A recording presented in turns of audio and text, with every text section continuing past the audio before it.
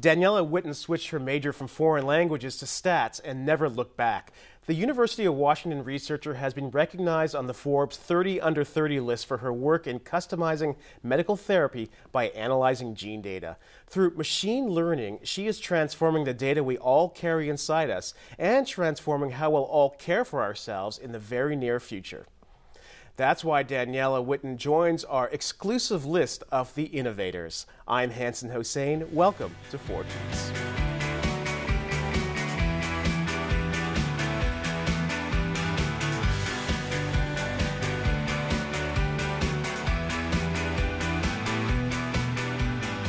Well, Daniela Whitten, welcome to the show. Thank you. So you've gotten all this really amazing public recognition at such a young age and a young point in your career. What's so revolutionary about the work that you do?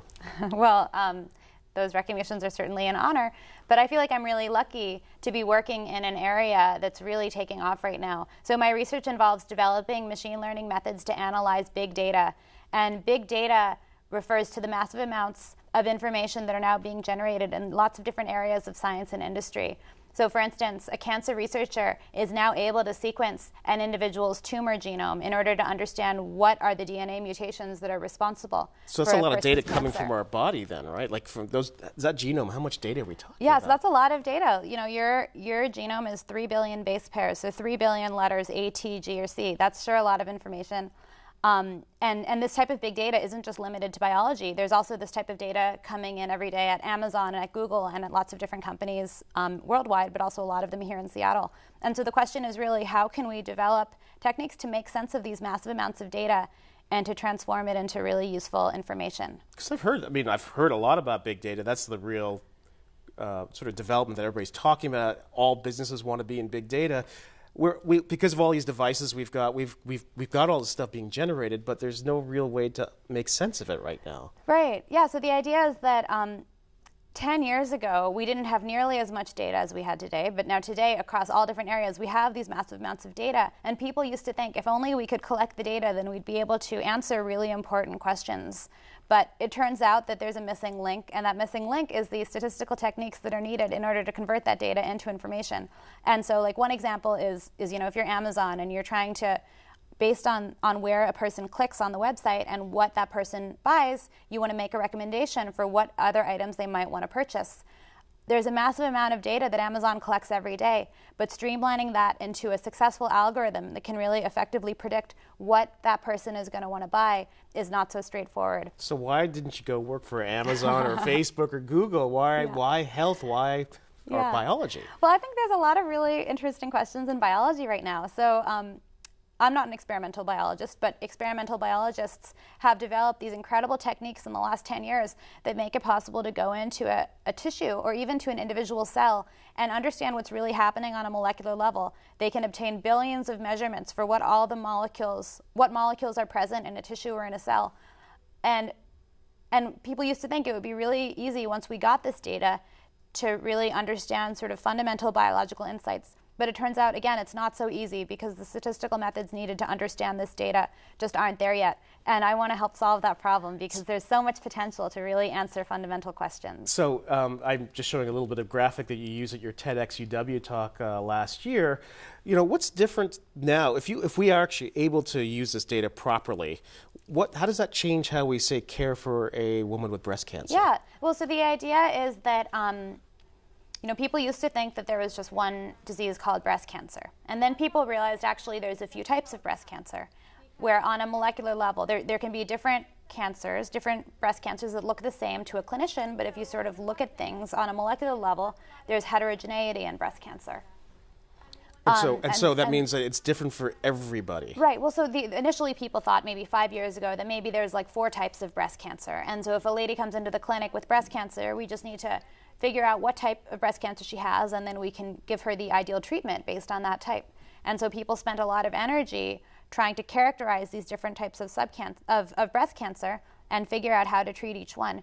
But now it actually turns out that the picture is even more complicated, and maybe there's not 4 types of breast cancer. Maybe every individual who has breast cancer really has their own unique disease, and we need to try to unravel what's going on in each individual's cancer so that we can give them the best possible treatment. On the face of it, that sounds like a nightmare that there's that many different types of breast cancer. Right. Well, yeah, it's very complicated, and this is really often what you get into when you're faced with this type of big data, where you have more and more information because you can now measure all of these different molecules and all these different things that are happening within a particular breast cancer sample. But just having that data doesn't help you unless you have a way to kind of sift through all of the numbers, all of the data, in order to find sort of the useful information in there. So what solution have you developed that actually makes sense of that data? Well, a lot of what I do, I don't want to get too technical, but a lot of what I do really does involve trying to come up with algorithms to try to systematically sift through the data and find the underlying signal. And part of why this is really challenging is because, when I have a huge amount of data, but there's only 100 cancer patients in my data set. So I have a huge number of measurements for each cancer patient, but only 100 patients. Unless I'm really careful, it's really easy to get results that look good and that make me think that I've really found something in the data that'll work for a new patient walking into the clinic, and that might not really be the case. And so this is really something where we have to be careful when we analyze these type of data. We need to sort of be enthusiastic and be hopeful, but we also need to temper our enthusiasm and make sure that what we found is really there and is really going to be useful. It sounds, as I hear you speak, it sounds a little daunting to me as a potential patient one day that all this information is already ingrained in my body, and that somebody can read that, this whole notion of 23andMe, where you can actually give that sample and people can figure out, well, what diseases am I prone to get in the next few years? Well, that's another really interesting question, because people used to think before the human genome was sequenced, people thought that if we could sequence your individual genome, then we would know everything about you. But it turns out that's not really true, because there's a lot of elements of disease susceptibility and that type of thing that doesn't seem to be hard-coded in DNA, or at least not in a way that people have been able to figure out. And so there's always more mysteries, I guess. Well, you say you're just a statistician, but you sound like a biologist to me. It's amazing how you have to know all this stuff. Yeah, I mean, looks can be deceiving. I'm really a statistician, so. Well, when we get back from the break, I'd actually love to speak to you more about your motivation and what actually brought you into this field of study and why you're making such an impact. So we'll be right back with Daniela Whitten.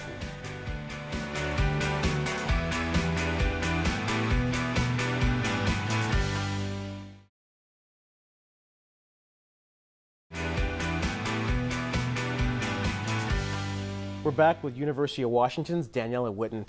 Daniela, I mentioned this in the introduction, but you actually contemplated studying foreign languages before you did stats. What motivated you to go into this direction? Well, I mean, I considered majoring in foreign languages sort of briefly as a high school student and in the beginning of college. But, I'm a very sort of analytical person, and I realized that I needed to become a scientist, but I wasn't sure what type of science to pursue. And part of the problem was that I was really interested in a lot of things, and some people just have one passion and they know that they need to do that from day one. And I was actually the opposite. I was interested in a lot, and the idea of having to choose one particular thing to do for the rest of my career it really just didn't seem feasible. And that's actually why I ended up becoming a statistician, because the fun thing about being a statistician is that you can work on problems that interest you and sort of the universal language of statistics, and you can apply that to problems in biology or to problems in finance or to problems in e-commerce. And there's a lot of opportunities to think about a lot of different problems if you have training in statistics. Well, forgive the pun. It must have been somewhat in your genes, because both your parents are scientists as well. How much pressure or sort of even did you feel pressure on your own that you felt like you had to go in the same direction as your family? I don't think that it was external pressure that caused me to become a statistician. But I will say that the fact that I'm sort of an analytical thinker and very quantitative, that might be because of my parents. And you mentioned that there's great wider application to what you've learned and your expertise, well beyond biology. You could potentially go work for an Amazon or Google one day and you could apply some of the machine learning theories that you're developing right now in biology to another world. Yeah, and actually, the techniques that those companies are using are not that dissimilar from the ones that people are using to unravel biological questions. And so, it's true. Right now I love what I do, but there's always different applications out there, and I certainly down the road could be interested in another application for my work. How much is timing involved in terms of, obviously you've been very successful in the research you've done so far, but you're probably still at the beginning of your career, but yet you're being recognized in more mainstream sort of publications. Is it because we are now so fixated on some of these questions because big data has become so big? Well, I think that I am lucky, to be working in an area that is really a topic of excitement. You know, this is the International Year of Big Data or something like that. And last year there was this big data initiative out of the White House. And this is just something that, that a lot of people care about now, because we really are sort of facing this problem where there's too much data and not enough tools to analyze the data. And also, I should mention, not enough people who are quantitatively trained with the skill set that is actually needed. I mean, if you look at the number of people like in American universities who are majoring in math, majoring in computer science, majoring in statistics, and you compare that to the projection for what's going to be needed in 5 or 10 years, it's an incredibly shocking shortfall.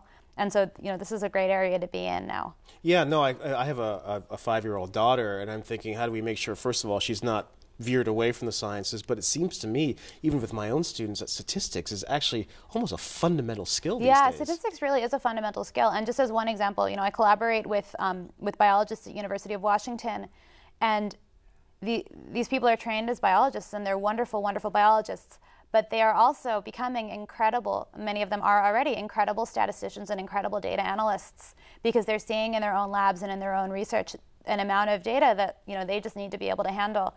And so there's a lot of people more and more who you see who if they're successful in their field of endeavor, even if they were not trained as a data scientist or as a statistician, they're becoming one sort of on the fly, because those are tools you really need today. I mean, Mike, what I do is storytelling, and in so many articles I've read about big data is that really to understand big data, we need to understand the story that it's trying to tell us.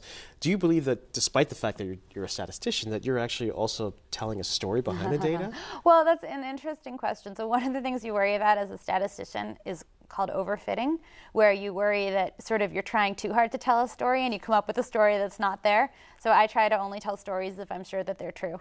That's right. Yeah, I've seen you actually say that before. And you actually, I wonder how research itself is changing. You actually wrote this article called The Good, the Bad, the Sloppy, that we may be getting too carried away in terms of this traditional approach to academic peer review when there's big data is actually dictating that we need to have a different kind of rigor. Yeah. Well, so I think that we are sort of reaching this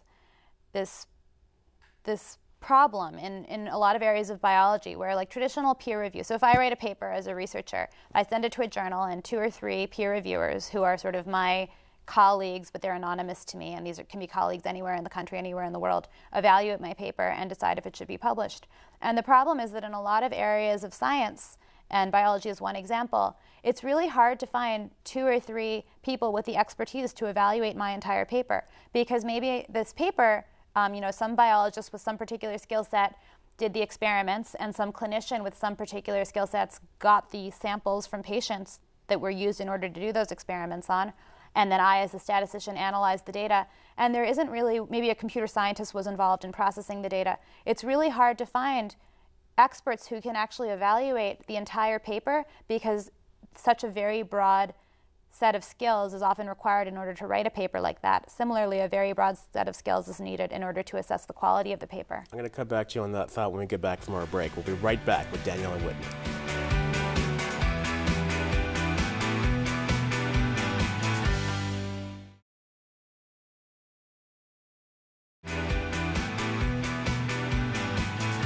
We're back with Daniela Whitten from the University of Washington. Daniela, you were just talking about the need for more rigor, for more collaborators who can keep up with the kind of work that you need to do.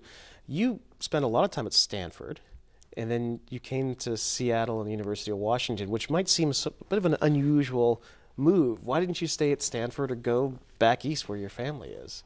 Well, first of all, University of Washington is a great place to be. I'm in the Biostat department, and we're ranked #1. We're tied with a school on the East Coast that you might have heard of, but I don't want to mention little them. one somewhere in Boston? Little one, yeah, it starts with an H, but whatever, And then the stat department here is also fantastic. They're very highly ranked, and so this is a great place to be for the type of work that I do.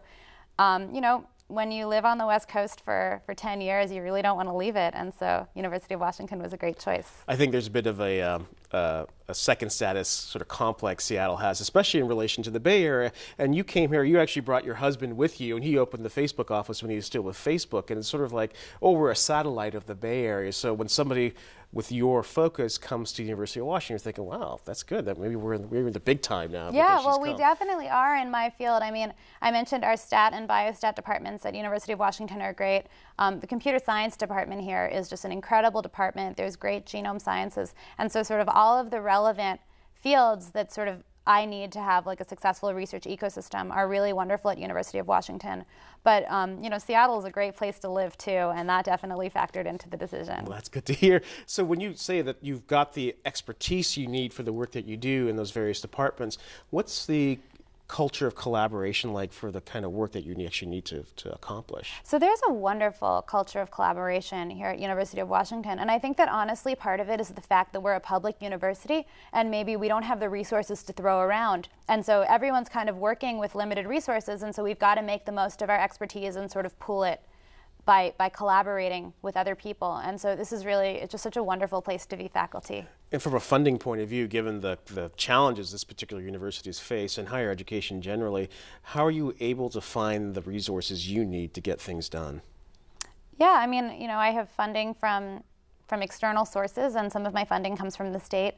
And, you know, we're all scraping to get by, but hopefully we can still do good work. If you have to think about the one or two really big questions you're working on right now that the average person would say, wow, that's really going to affect me as she continues with her work, what are they, you think? Well, I think it really just boils down to, again, trying to come up with ways to make sense of this really complex data, because, you know, we live in a world where if you're interested in understanding a problem, whether it's like, you know, what is the most effective treatment for a disease, or what is the best way to combat poverty, or whatever it is, you can get that data, and that data is being collected all over the world in massive quantities. But in order to turn that into something useful that we can use in order to really affect change in the world, we're going to need to come up with statistical tools, and so it's really a great time to be a statistician. So here's what I'm trying to understand about what you need to know. You've got all this data that's coming, and the biologists understand how to get that stuff. You got the healthcare practitioners on the other side who understand what to do about it. You're in the middle, sort of deciphering and translating. How much do you need to know about those respective worlds to do what you're doing? Because if you got to create this algorithm, you need to know what the stuff is, right, and then what it's got to be. Yeah. Well, one of the things that's really fun about being a statistician, again, is that you get to work on problems that interest you, and part of that is that you get to learn about completely different areas. And so, like, it's funny because my knowledge of biology is kind of like a lot of detail about like seemingly unrelated areas, because those are the things that I've worked on. But, you know, it's great, and you always get to keep learning, and it's always sort of extra enticing to find new collaborators in different areas, because it means I get to find out about something that I didn't know about before. And how do you stay on top of this? Because it feels like such a fast-moving world right now. You know, I mean, you try your best. Hopefully you have smart PhD students who fill you in on what you might have missed. Yeah, and I guess when you choose your collaborators, especially your PhD students, you want them to be able to feed your research. Are they able to keep up with someone with your level of energy? Oh, I mean, the graduate students in my department are wonderful, and it's just really been a lot of fun. It's actually pretty humbling to work with some of the PhD students in my department. Well, I think what we're going to do when we come back is I want you to help me visualize that if your research actually does reach the level where you want it to be, what's healthcare going to look like for us 5 or 10 years down the road? So I think that's really important for us to see that. So we'll be right back with Daniela Whitten.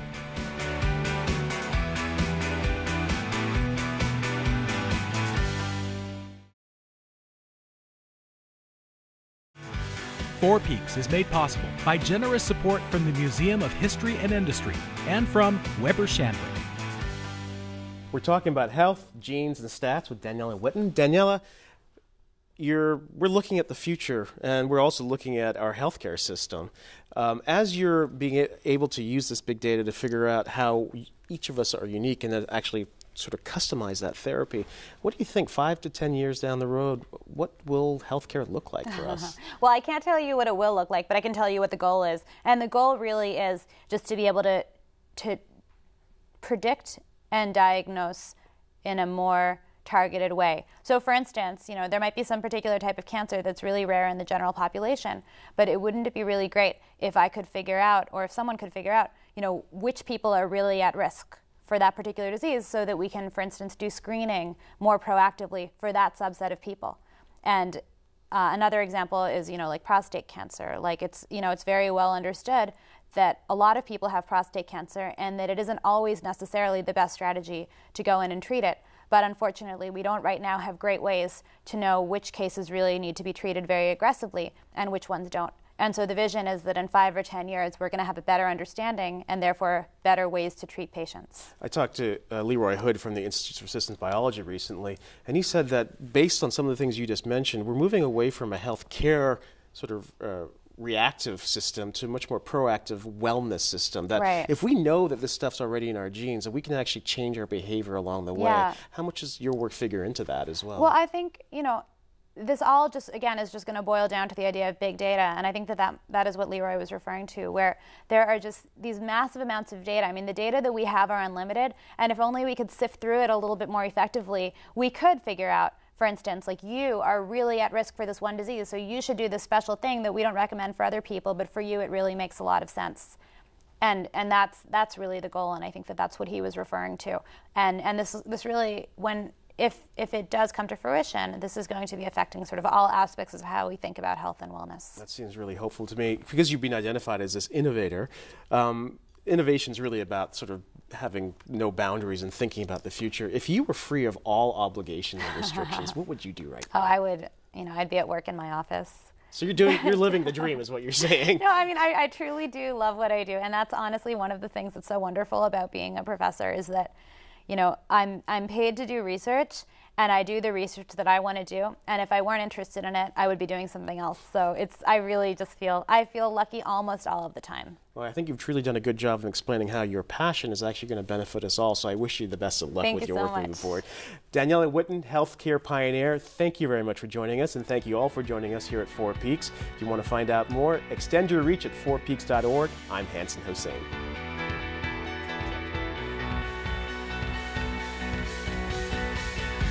Production of Four Peaks would not be possible without the generous support of our sponsors.